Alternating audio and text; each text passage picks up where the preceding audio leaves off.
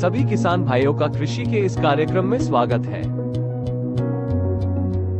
सरसों की फसल में उगने वाले इस परजीवी खरपतवार को वैज्ञानिक भाषा में ओरोबेकी या ब्रूमवेप के नाम से जाना जाता है। इसके अलावा इसे आज्ञा, भुईफोड़, गुडिया या हड्डा इत्यादि स्थानीय नामों से भी जाना जाता है।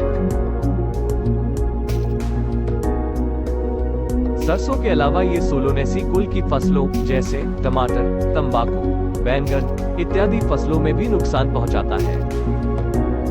यह एक पूर्ण जड़ परजीवी खरपतवार यानी कि यह अपना भोजन स्वयं न बनाकर यह अपनी जड़ों को फसल के पौधों की जड़ों में चुभोकर उनसे अपना भोजन प्राप्त करता है, जिसके कारण फसल के पौधे पीले पड़कर सूखने लगते हैं।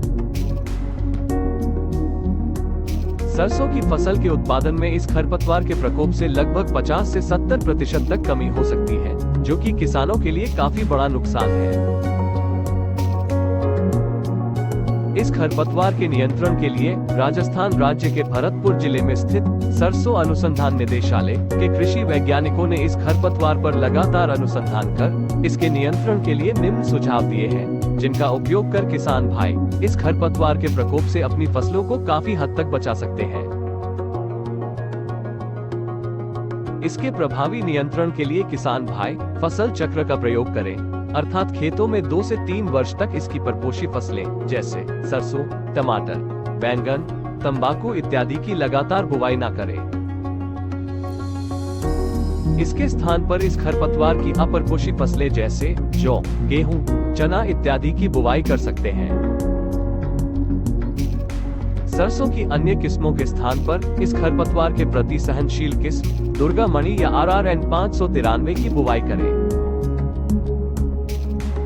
अधिक प्रकोप वाले क्षेत्रों में सरसों की फसल को ट्रैप क्रॉप के रूप में बोए, जिससे कि 30 से 40 दिन बाद जब इस खरपतवार के पौधे जमीन से बाहर निकलते हुए दिखाई देवे, तो नवंबर के अंत में गहरी जुताई करके सरसों सहित इसके भूमिगत तनों को नष्ट कर दें। इसके बाद अन्य फसल की बुवाई करें। ऐसा भी देखा गया है कि हम इस खरपतवार के पौधों पर 2 से 3 बूंद सोयाबीन के तेल की डाल दें तो इसके पौधे मर जाते हैं। इसके अलावा यदि 25% कॉपर सल्फेट के विलयन को पौधों की भूमि की सतह के पास छिड़काव कर दे तो इस खरपतवार के पौधे नष्ट किए जा सकते हैं। अधिक जानकारी के लिए निकटतम कृषि कार्यकर्ता या किसान कॉल सेंटर के टोल फ्री नंबर 180018015551 पर संपर्क करें। धन्यवाद।